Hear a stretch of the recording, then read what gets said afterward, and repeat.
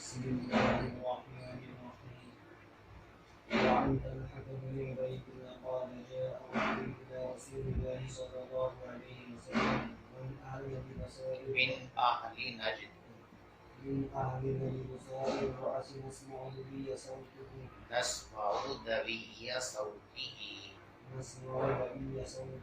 ولا نفقه ما يقول حتى لنا برسول الله صلى الله عليه وسلم فإذا هو يسأل عن الإسلام فقال رسول الله صلى الله عليه وسلم 5 صلوات في اليوم والليلة فقال هل لي غيرهن فقال لا إلا أن تطوع قال رسول الله صلى الله عليه وسلم وصيام شهر رمضان فقال هل لي غيره قال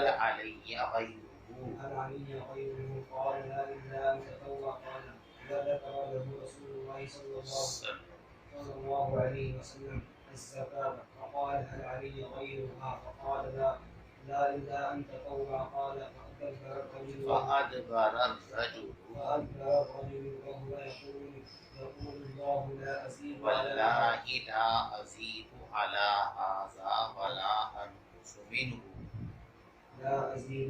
هذا ولا أنقص منه فقال رسول الله صلى الله عليه وسلم أفلح الرجل إن صدق متفق عليه.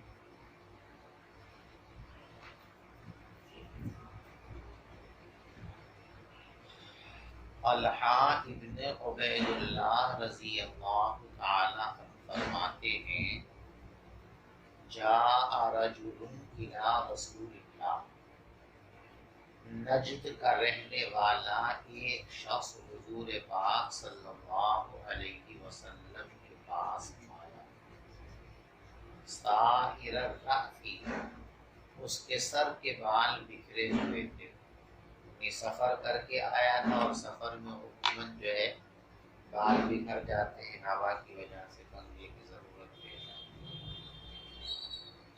نسمع دوی صوتہ، ہم اس کی آواز کی گنگناہٹ کو سن رہے تھے۔ دویون ایسی ہلکی آواز کو کہتے ہیں کہ آواز تو ہو لیکن اس آواز میں کیا کہا جا رہا ہے یہ سمجھ میں نہ آتا۔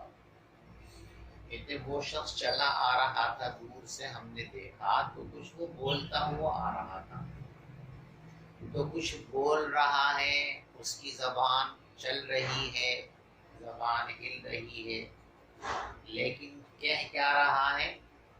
دور کی وجہ سے اور ہلکی آواز ہونے کی وجہ سے سمجھ میں نہیں آ رہا تھا۔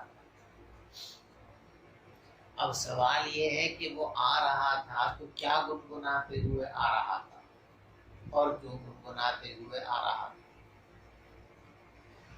تو فرماتے ہیں شارحی کہ دراصل یہ شخص حضور پاک صلی اللہ علیہ وسلم سے کچھ سوالات کا منصوبہ بنا کر کے آیا کہ مجھے یہ باتیں پوچھنی ہے، اور آدمی جب نئی جگہ جاتا ہے، جب بڑے آدمی کے پاس جاتا ہے تو جو باتیں اس کو یاد ہوتی ہیں کبھی کبھی ڈر اور خوف اور رعب کی وجہ سے ان کو بھول جاتا ہے۔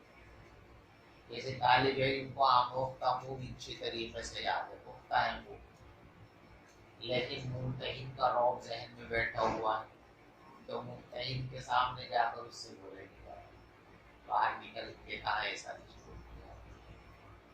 کیا۔ تو آنے والے شخص نے یہ سوچا ہے کہ میں جاؤں گا حضور پاک صلی اللہ علیہ وسلم کے پاس، کہیں جا کر بھول نہ جاؤں، تو جو پوچھنا ہے اس کو آہستہ آہستہ زیر لب رٹتا ہوا جا رہا ہے، یہ پوچھنا یہ پوچھنا یہ پوچھنا یہ پوچھنا یہ پوچھنا، تو آہستہ آہستہ اپنے ممکنہ سوالات کا ورد کرتے ہوئے یہ شخص آ رہا تھا تاکہ آقا کی خدمت میں جا کر ان سوالات میں سے کوئی سوال بھول نہ جائے۔ نسمع دوی صوتہ ولا نفقہ ما یقول، ہم اس کی آواز کی گنگناہٹ تو سن رہے تھے لیکن سمجھ نہیں رہے تھے وہ کیا کہہ رہا ہے۔ حتی دنا من رسول اللہ صلی اللہ علیہ وسلم، یہاں تک کہ وہ قریب آ گیا رسول پاک صلی اللہ علیہ وسلم کے۔ دیکھو بخاری شریف کے اندر صرف اتنا ہے حتی دنا فَإِذَا هُوَ يَسْأَلُ عَنِ الْإِسْلَامِ، یہ من رسول اللہ صلی اللہ علیہ وسلم، یہ جملہ بخاری شریف کے اندر نہیں ہے۔ نیچے میں نے لکھ دیا ہے، دیکھو بین سطور میں نظر آ رہا، کیا لکھا؟ بخاری شریف میں من رسول اللہ صلی اللہ علیہ وسلم کا جملہ نہیں، جہاں جہاں روایتوں میں فرق آیا ہے تو میں نے اس کو نیچے لکھ دیا ہے بین سطور۔ بات سمجھ میں آ رہی؟ فَإِذَا هُوَ يَسْأَلُ عَنِ الْإِسْلَامِ، بس اچانک اس نے سوال کیا اسلام کے بارے میں، یعنی حضور پاک صلی اللہ علیہ وسلم سے اس نے آ کر یہ سوال کیا کہ اسلام کے فرائض اور اسلام کے احکام کیا ہے، وہ مجھ کو بتا دیجیے۔ تو پیغمبر علیہ الصلوۃ والسلام نے اسلام کے بنیادی احکام اس کو تعلیم فرمائے۔ فقال رسول اللہ، تو پیغمبر علیہ الصلوۃ والسلام نے ارشاد فرمایا، خمس صلوات فی الیوم واللیلہ، رات اور دن میں 5 نمازیں فرض ہیں۔ اور دیکھو اسلام کا حکم اور اسلام کی تعلیم یہ ہے کہ دن اور رات 24 گھنٹے میں روزانہ تم پر 5 نمازیں فرض ہیں، فجر، ظہر، عصر، مغرب اور عشاء، روزانہ 5 نمازیں پڑھنی ہیں، یہ اسلام کا بنیادی ہے۔ تو اس نے پوچھا هل علی غیرہن، یہ جو 5 نمازیں مجھ پر فرض ہیں، کیا ان 5 نمازوں کے علاوہ کوئی اور نماز بھی میرے لیے لازم ہے؟ آپ نے ارشاد فرمایا نہیں، الا یہ کہ تم نفل پڑھو، نفل پڑھنا چاہو تو پڑھ سکتے ہو، فرض تو بس یہ 5 ہی نمازیں ہیں۔ آپ سمجھے؟ یہاں پر ایک اشکال ہوتا ہے کہ حنفیہ کے یہاں وتر بھی نفلوں میں نہیں بلکہ واجب ہے، تو جب وتر بھی واجب ہے تو اس کا انکار یہاں پر کیوں کیا گیا؟ اس لیے کہ یہاں تو سرے سے نفی کر دی کہ بس ان 5 کے علاوہ جو بھی نمازیں ہیں وہ صرف کیا ہیں؟ نفلیں۔ اس کے 2 جواب ہیں۔ ایک جواب تو اس کا یہ ہے کہ یہ اس وقت کی بات ہے جب وتر کے وجوب کا حکم نہیں آیا، اور دوسرا جواب اس کا یہ ہے جو زیادہ بہتر ہے کہ جو 2 چیزیں ایسی ہوتی ہیں کہ ایک تابع ہو ایک مطبوع ہو، تو صرف مطبوع کا ذکر کرتے ہیں، تابع بغیر ذکر کیے ہوئے اس کے اندر شامل ہوتا ہے۔ مثال کے طور پر کہیں محتمم صاحب کو بلایا گیا، ان کے ساتھ ایک خادم بھی جا رہا ہے، تو جب محتمم صاحب وہاں پہنچیں گے لوگ کیا کہیں گے؟ محتمم صاحب آ گئے، محتمم صاحب آ گئے، حضرت تشریف لے آئے۔ تو حضرت اکیلے آئے ہیں اور ان کے ساتھ خادم بھی آیا ہے، خادم بھی آیا ہے، لیکن خادم چونکہ مستقل بذات نہیں، وہ تابع ہے، اس لیے اس کا ذکر کرنے کی ضرورت نہیں سمجھی۔ آدمی مثال کے طور پر جو ہے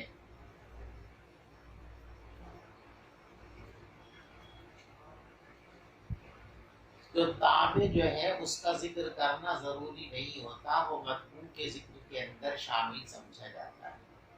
وتر کی نماز واجب تو ہیں لیکن عشاء کی نماز کے تابع ہیں، یہی وجہ ہے کہ عشاء کا وقت ہو جانے کے بعد بھی عشاء کی نماز سے پہلے وتروں کو پڑھنا درست اور صحیح نہیں۔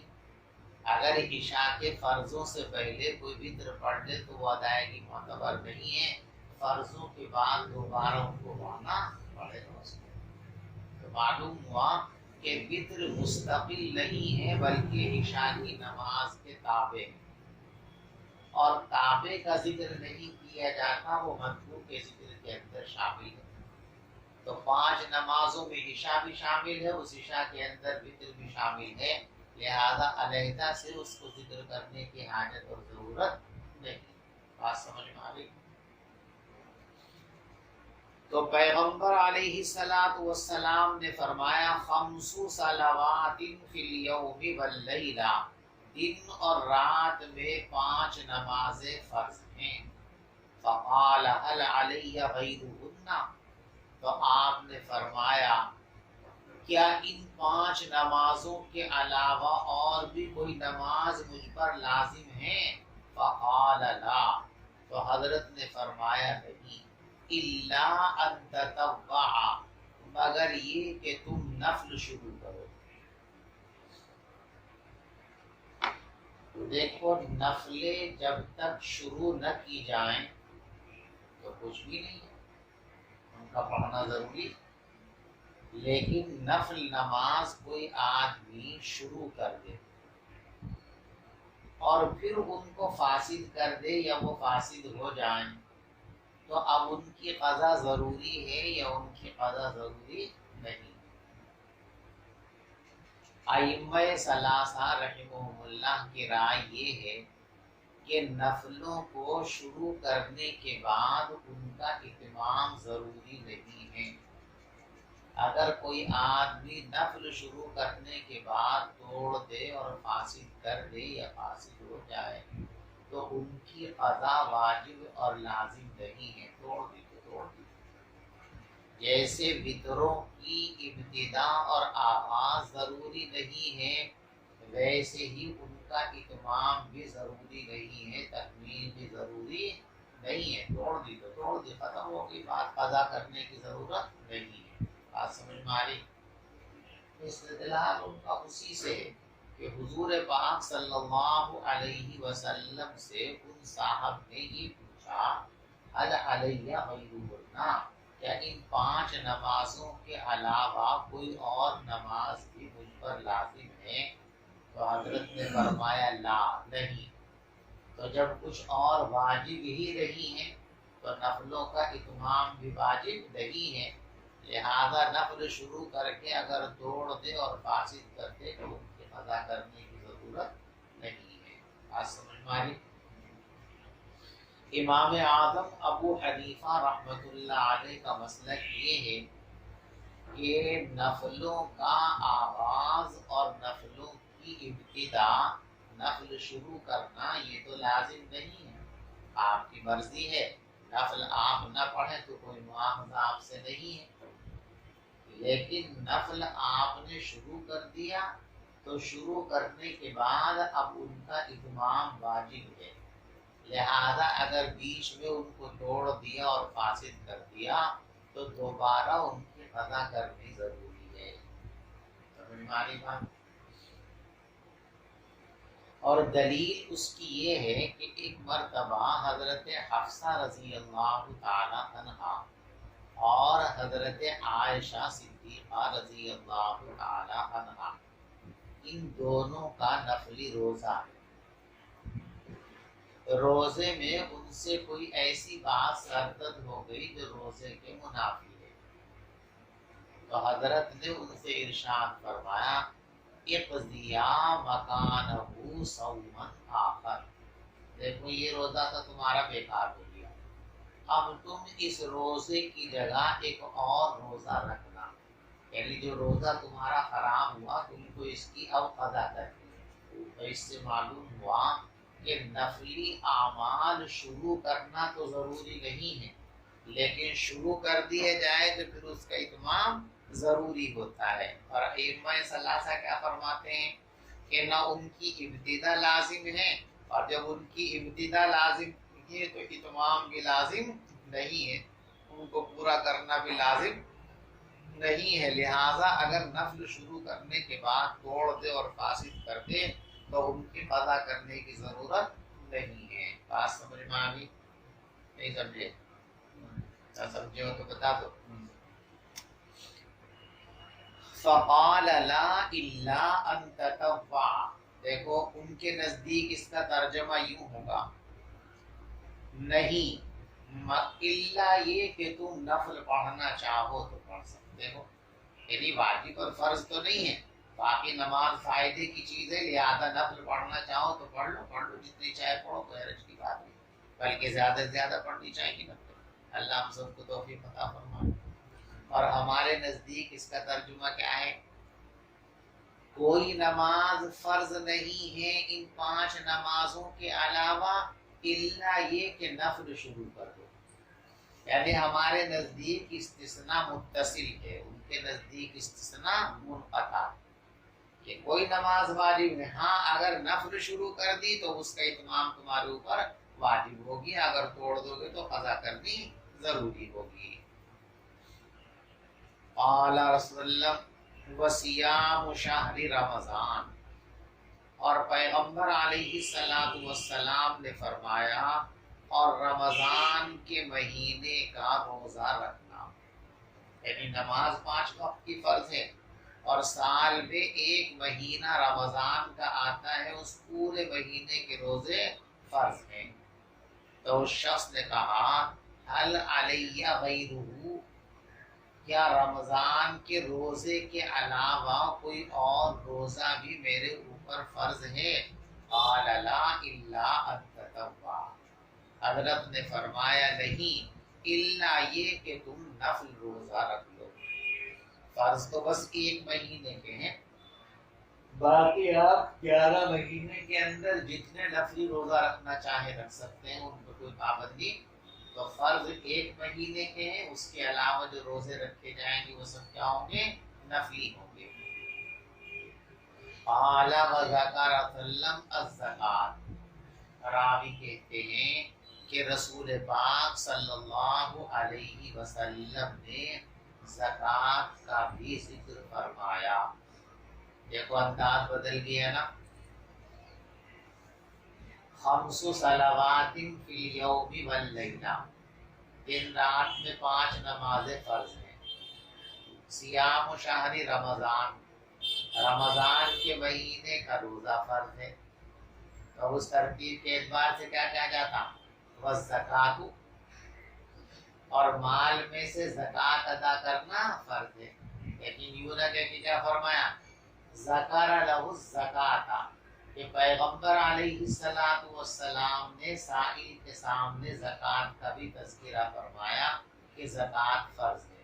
تو اب ذہن میں یہ سوال پیدا ہو سکتا ہے نا کہ یہ عبارت کا انداز کیوں بدل گیا، تو اس کو سمجھو۔ دیکھیے حدیث بیان کرنے کے 2 طریقے ہیں، ایک ہے روایت باللفظ اور ایک ہے روایت بالمعنی۔ روایت باللفظ کا مطلب یہ ہے کہ اپنے استاد سے جو الفاظ حدیث کے آپ نے سنے، بعینہ وہی الفاظ آپ اپنے شاگردوں کے سامنے بیان کرو، اس میں کسی طرح کا تصرف اور ترغیب اور تبدیلی نہ کرو، اس کو کہتے ہیں روایت باللفظ۔ کیا کہتے ہیں؟ کہ جو الفاظ جس طرح سنے تھے وہ الفاظ بعینہ اسی طرح آگے بڑھا دیے۔ اور ایک ہے روایت بالمعنی، استاذ نے جو حدیث آپ کو سنائی ہے، آپ نے اس کے معنی اور مفہوم کو اچھی طرح سمجھ لیا، ٹھیک ہے، اب اس کو سمجھنے کے بعد آپ اس مضمون کو دوسرے لفظوں میں بیان کر دیں، اس کو کہتے ہیں روایت باللفظ، روایت بالمعنی، یعنی الفاظ تو وہ نہیں ہیں، البتہ مضمون وہی ہے جو استاد سے سنا تھا، اسے کیا کہتے ہیں؟ روایت بالمعنی، ٹھیک ہے۔ روایت بالمعنی درست ہے یا روایت بالمعنی درست نہیں ہے، اس میں مختلف اقوال ہیں۔ بعض محدثین کی رائے یہ ہے کہ ایسا کرنا درست نہیں ہے، اور بعض حضرات کی رائے یہ ہے کہ ایسا کرنا درست ہے۔ بعض حضرات کی رائے یہ ہے کہ جس آدمی کو عربی زبان پر پورا عبور ہو، مہارت تامہ حاصل ہو، اس کے لیے تو ایسا کرنا جائز ہے، اور جو عربی ادب سے، عربی قواعد سے، عربی زبان سے مکمل طور پر مہارت نہیں رکھتا، اس کے لیے الفاظ بدلنا جائز نہیں ہے۔ بعض حضرات کہتے ہیں کہ جو آدمی بھول گیا ان الفاظ کو، مجبوری ہے، اس کے لیے جائز ہے، اور اگر ایسی کوئی مجبوری نہیں ہے تو جائز نہیں ہے۔ مختلف اقوال ہیں۔ بہرحال پہلے زمانے کے اندر لوگ روایت بالمعنی سے گریز کرتے تھے، اور کوشش یہ کرتے تھے کہ جو الفاظ انہوں نے سنے بعینی ہی انہی الفاظ کو بیان کریں۔ اب زکوٰۃ کے سلسلے میں جو الفاظ حضور پاک صلی اللہ علیہ وسلم نے بیان کیے تھے وہ راوی کو یاد نہیں رہے، تو اپنی طرف سے کوئی لفظ نہ بنا کر کے بس اتنا کہہ دیا کہ زکوٰۃ کا بھی تذکرہ فرمایا تھا۔ زکوٰۃ کے بیان کے لیے لفظ کیا استعمال فرمائے تھے، وہ تعبیر بیان نہیں کی، اس لیے کہ ان کو تعبیر مستحضر نہیں رہی، اور تعبیر کو بدلنا ان کے نزدیک درست اور صحیح نہیں تھا، اس لیے کیا فرما دیا، ذکر لہ رسول اللہ صلی اللہ علیہ وسلم الزکاۃ، کہ پیغمبر علیہ السلام نے ان کے سامنے زکوٰۃ کا بھی ذکر کیا۔ فقال هل علی غیرها، تو اس شخص نے کہا کیا اس زکوٰۃ کے علاوہ اور مال خرچ کرنا بھی میرے ذمے ہے؟ فرمایا نہیں، الا یہ کہ آپ نفلی صدقہ کرو۔ بس یہاں تک گفتگو ہوئی۔ اب دیکھو یہاں نماز، زکوٰۃ اور روزے کا تذکرہ ہے، حالانکہ حج بھی اسلام کے بنیادی احکام اور بنیادی فرائض میں سے۔ اب سوال پیدا ہوتا ہے کہ حج کا تذکرہ کیوں نہیں کیا؟ اس کے جواب میں شارحین ایک تو یہ کہتے ہیں کہ رسول پاک صلی اللہ علیہ وسلم نے تو حج کا ذکر بھی کیا تھا، لیکن راوی نے روایت کرتے ہوئے اختصار سے کام لیا اور حج کا تذکرہ نہیں فرمایا۔ حضور نے تو فرمایا تھا، راوی نے اختصار کے پیش نظر یا سہو کی وجہ سے اس کو نقل نہیں کیا۔ اور بعض حضرات اس کا جواب یہ دیتے ہیں کہ جس وقت یہ سوال اور جواب نبی پاک صلی اللہ علیہ وسلم سے ہو رہے تھے، اس وقت تک حج کی فرضیت نہیں نازل ہوئی تھی۔ تو جب حج فرض ہی نہیں ہوا تھا اس زمانے میں، اس لیے کہ حج تو اخیر زمانے میں فرض ہوا ہے، تو جب حج فرض ہی نہیں ہوا تھا تو اس کے بیان کرنے کی کوئی معنی ہی نہیں ہے۔ تو یہاں تو حج کی فرضیت سے پہلے یہ بات پیش آئی تھی، اس لیے حج کا بیان نہیں ہے، یا پھر پیغمبر علیہ السلام نے حج کو بھی بیان فرمایا تھا، راوی نے روایت کو مختصر کر دیا اور حج کا ذکر کرنا چھوڑ دیا۔ بات سمجھ گئے بھائی؟ فَأَدْبَرَ الرَّجُلُ، تو وہ آدمی واپس جانے لگا۔ سوال کرنے آیا تھا، سوال کر لیے، سوالوں کا جواب نہیں دیا، پورا ہو گیا تو واپس ہو گیا۔ یہ سوال و جواب ہونے کے بعد فَأَدْبَرَ الرَّجُلُ، وہ آدمی واپس جانے لگا۔ وَهُوَ يَقُولُ، اور وہ جاتے جاتے یوں کہہ رہا تھا، وَاللَّهِ لَا أَزِيدُ عَلَى هَذَا وَلَا أَنْقُصُ مِنْهُ، خدا کی قسم میں نہ اس پر زیادہ کروں گا اور نہ اس میں کمی کروں گا۔ دیکھو ولا انقص کے بعد منہ لکھا ہوا ہے یہاں پہ، یہ مصابیح کے اندر تو منہ موجود ہے، لیکن میں نے بخاری اور مسلم کے اندر اس کو تلاش کیا تو بخاری اور مسلم کے اندر لفظ منہ نہیں ہے، بلکہ صرف کتنا ہے، واللہ لا ازید علی ھذا ولا انقص، منہ کا لفظ بخاری کے اندر بھی نہیں ہے، اس لیے میں نے لکھ دیا اس کے اندر فی البخاری لیس منہ، لفظ منہ بخاری کے اندر موجود، مسلم کے اندر ہے لیکن بخاری کے اندر نہیں ہے. بات سمجھ میں آ رہی؟ تو پیغمبر علیہ الصلوۃ والسلام نے ارشاد فرمایا افلح الرجل ان صدقا، اگر یہ آدمی سچ کہہ رہا ہے تو یہ کامیاب ہو گیا. اگر یہ آدمی سچ کہہ رہا ہے تو کامیاب ہو گیا. دیکھو یہاں پہ روایت میں تھوڑا سا فرق ہے. میں نے سطور میں دیکھو لم اجد لفظ الرجل لا فی البخاری ولا فی مسلم. بخاری اور مسلم کے اندر صرف اتنا لکھا ہوا ہے افلاح ان صدقہ. کیا لکھا؟ افلاح الرجل ان صدقہ. اور بخاری مسلم میں کیا ہے؟ افلاح ان صدقہ. یعنی لفظ رجل وہاں پر موجود نہیں ہے. بات سمجھ میں آ گئی بھائی؟ یہ شخص کامیاب ہو گیا اگر سچ کہہ رہا.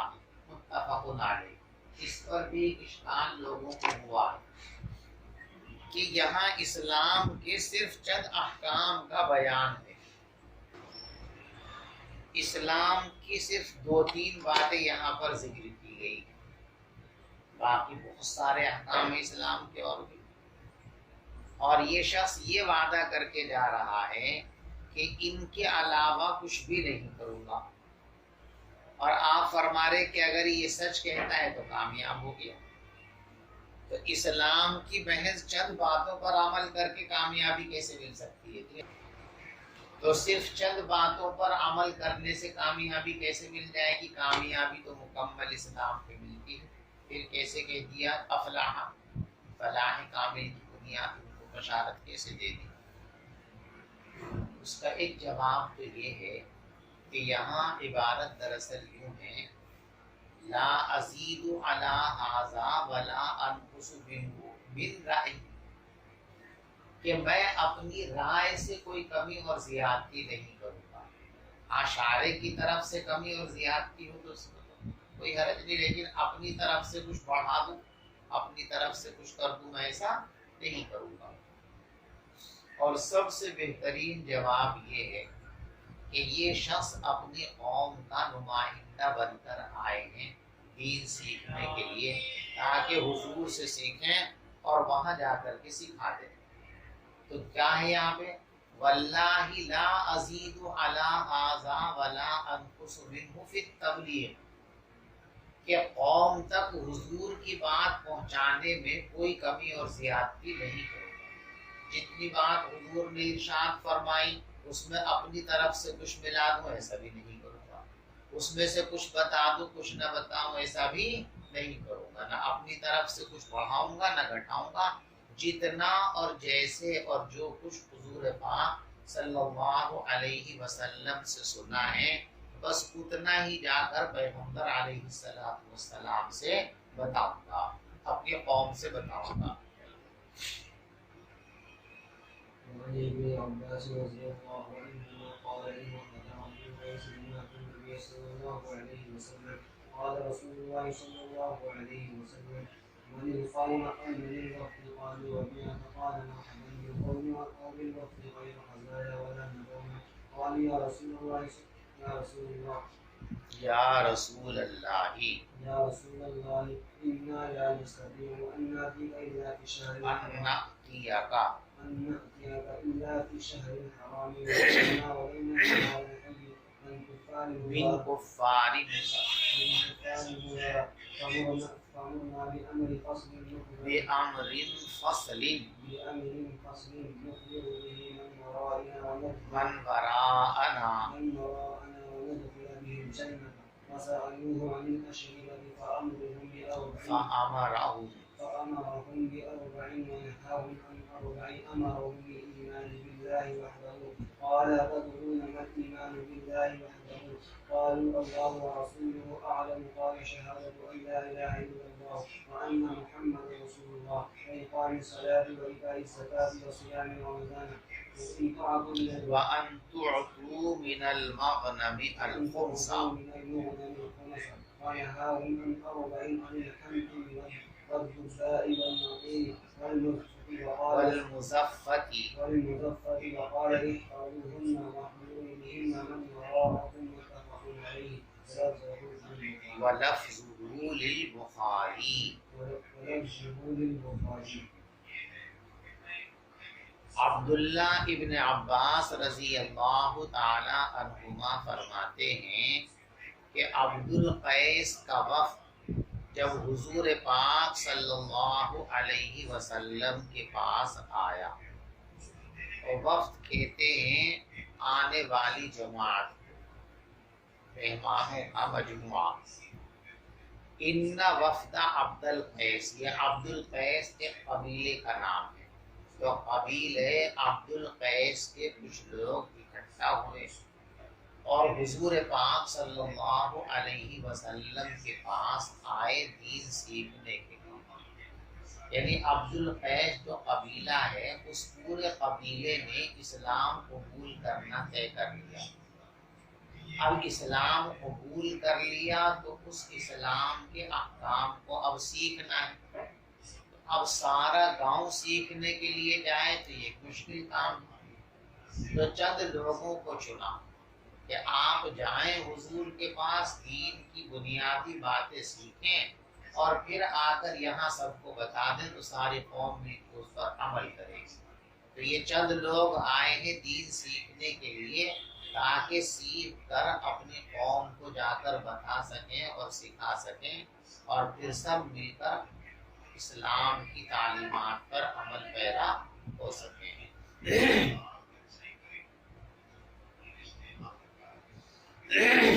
ان وفد عبد القیس لما اتوا النبی صلی اللہ علیہ وسلم،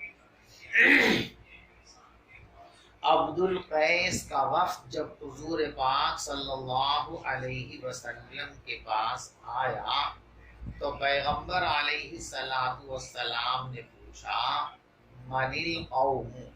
دیکھو یہاں جو زبر زیر لگا رکھے نا کاتب صاحب نے، یہ الٹا کر دیا. انہوں نے زیر لگایا ہے میم پر اور زبر لگایا نون پر. دکھ رہا نا آپ کو؟ یہ غلط ہو گیا، یہ الٹا ہے. زبر ہے میم پر اور زیر ہے نون پر. اصل ہے یہ من، ٹھیک ہے نا، من موصولہ، من مانے کون. اب آگے حمزہ وصلی آ رہا ہے اور حمزہ وصلی جب بیچ میں آتا تو پڑھا نہیں جاتا. تو اب نون کو ملنا ہے لام میں اور نون ساکن ہے، اس پہ حرکت نہیں ہے. صرف میں قاعدہ آپ نے پڑھ لیا، الساکن اذا حرک حرک بالکسر. جب ساکن کو حرکت دینے کی ضرورت پیش آئے تو اسے کسرے کی حرکت دی جاتی ہے. تو یہ کسرہ یہاں پر آ گیا، من القوم. ٹھیک ہے نا.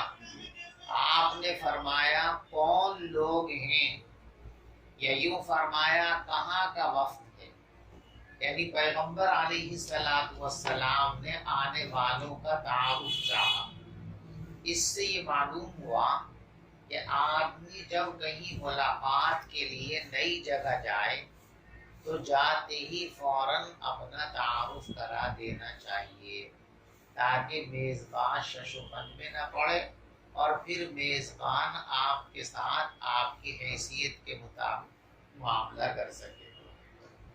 کیونکہ حضور پاک صلی اللہ علیہ وسلم کا حکم ہے انزل الناس منازلہم، لوگوں سے ان کے مرتبے اور حیثیت کے مطابق برتاؤ کیا کرو.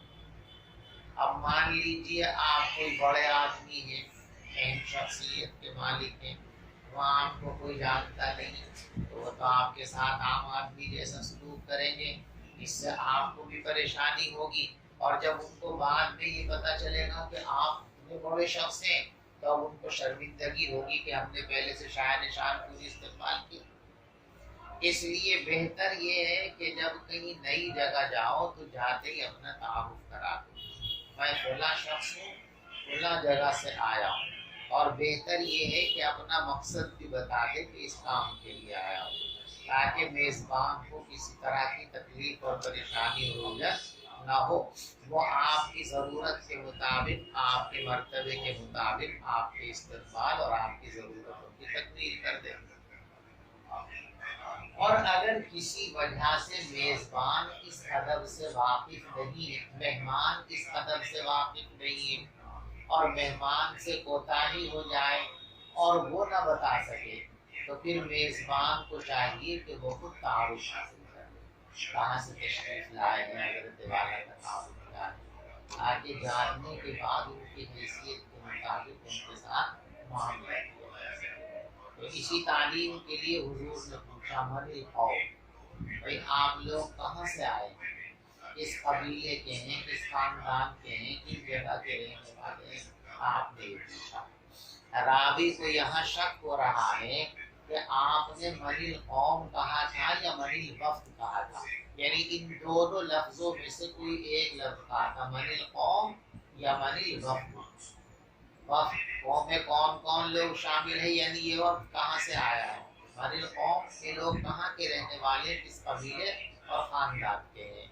تو انہوں نے جواب دیا قالوا ربیعہ، تو انہوں نے بتلایا کہ ہمارا تعلق ربیعہ خاندان سے ہے۔ ربیعہ یہ بڑا خاندان ہے، اسی ربیعہ خاندان کی ایک چھوٹی شاخ ہے عبد القیس، ٹھیک ہے نا۔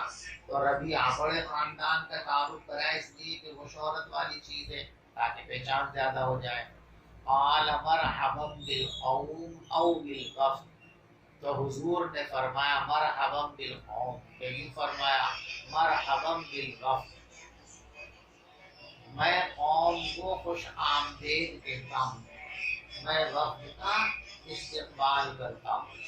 غیر خزایا ولا ندامہ، نہ رسوائی ہے اور نہ شرمندگی ہے، نہ رسوائی ہے نہ شرمندگی ہے۔ اس کہنے کی کیا وجہ ہے؟ اس کی وجہ یہ بیان کرتے ہیں محدثین کہ دیکھیے حضور پاک صلی اللہ علیہ وسلم کے پاس یہ از خود آئے، ان کو جنگ کے نتیجے میں قید کر کے نہیں لایا گیا، پہلے ہی جنگ کرتے مسلمانوں کی مخالفت کرتے تھے، ان کو قیدی بنایا جاتا تو شرمندہ ہوتے اور افسوس بھی کرتے کہ اس سے بہتر تھے کہ پہلے مسلمان ہو جاتے عزت کے ساتھ۔ لیکن یہ از خود مسلمان ہوئے ہیں، از خود آئے ہیں، تو ان کے لیے نہ کسی طرح کی شرمندگی نہ کسی طرح کی رسوائی، غیر خزایا ولا ندامہ، نہ رسوائی ہے اور نہ شرمندگی ہے۔ یعنی یہاں آپ آئے ہیں، مطلب اس کا یہ ہو سکتا ہے کہ آپ نے یہاں آنے کا جو فیصلہ کیا ہے، جو امیدیں آپ لے کر کے آئے ہیں، آپ کی وہ امیدیں پوری کی جائیں گی، آپ کی عزت اور احترام کا خیال رکھا جائے گا، آپ کو یہاں آنے کے بعد پچھتاوا نہیں ہوگا کہ یار اس سے تو نہ آتے وہی بہتر تھا۔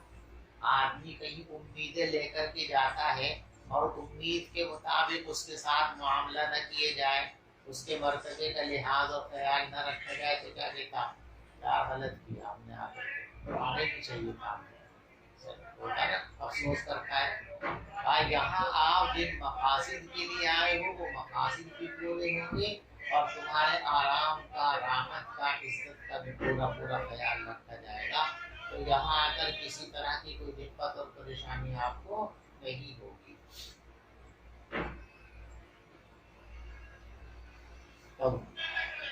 پیغمبر علیہ السلام، اچھا دیکھو عبد القیس کا وفد جب حضور پاک صلی اللہ علیہ وسلم کے پاس آیا تو پیغمبر علیہ السلام نے ارشاد فرمایا کون لوگ ہیں، کہاں کا وفد ہے؟ تو ان لوگوں نے جواب دیا ربیعہ، یعنی نحن ربیعہ، ہم قبیلہ ربیعہ کے متعلق ہیں۔ قال مرحبا بالقوم او بالوفد، تو آپ نے فرمایا کہ ہم آنے والوں مہمانوں کو خوش آمدید کہتے ہیں، نہ ان کو شرمندگی ہوگی نہ ان کو ندامت ہوگی۔ قالوا یا رسول اللہ، تو ان لوگوں نے کہا اے اللہ کے رسول صلی اللہ علیہ وسلم انا لا نستطيع ان نأتيك الا في الشهر الحرام، ہم آپ کے پاس نہیں آ سکتے ہیں مگر اشہر حرم میں، یہ 4 مہینے شہر حرام کہلاتے ہیں۔ عرب کے لوگ ان مہینوں کے اندر جنگ و جدال نہیں کرتے تھے، لوٹ لیکن دیکھو ہمارا قبیلہ جہاں رہتا ہے، ہم اپنے قبیلے سے جب مدینے کے لیے آتے ہیں تو ہمارا راستہ جہاں سے گزرتا ہے وہاں قبیلے مضر کے لوگ آباد ہیں، اور قبیلے مضر سے ہماری پرانی دشمنی ہے، تو ہم وہاں سے گزریں گے تو اپنے یہاں میں مار لیں گے وہ۔ اور شہر حرام کے اندر جو ہے چونکہ جنگ نہیں کرتے عرب تو ہم چلے آتے ہیں، تو ہم جب چاہیں بار بار آپ کے پاس نہیں آ سکتے، ہمارے راستے میں رکاوٹ ہوگی۔ سال میں صرف 4 مہینے ایسے ہیں کہ جن میں ہم آپ کے پاس آ سکتے ہیں، ورنہ آنا ہمارے لیے مشکل ہے۔ اس لیے ہمیں اسلام کی جامع تعلیم بتا دیجیے تاکہ ہم کر لیں عمل اور ہم کو بار بار سوال کرنا نہ پڑے۔ تو کہنے لگے کہ ہم آپ کے پاس نہیں آ سکتے مگر شہر حرام میں، اور ہمارے اور آپ کے درمیان یہ قبیلہ پڑتا ہے کفار مضر کا۔ فمرنا بامر الفصل، تو ہم کو تو آپ حکم دے دیجئے کسی واضح بات کا، نخبر به من وراءنا، جو ہم بتا دیں ان لوگوں کو جو ہمارے پیچھے ہیں، وندخل به الجنہ، اور ہم اس کے ذریعے جنت میں داخل ہو جائیں۔ وَسَأَلُوهُ عَنِ الْأَشْرِبَةِ، اور انہوں نے حضور پاک صلی اللہ علیہ وسلم سے مشروبات کے بارے میں بھی سوال کیا۔ بس اتنے رکھتے ہیں۔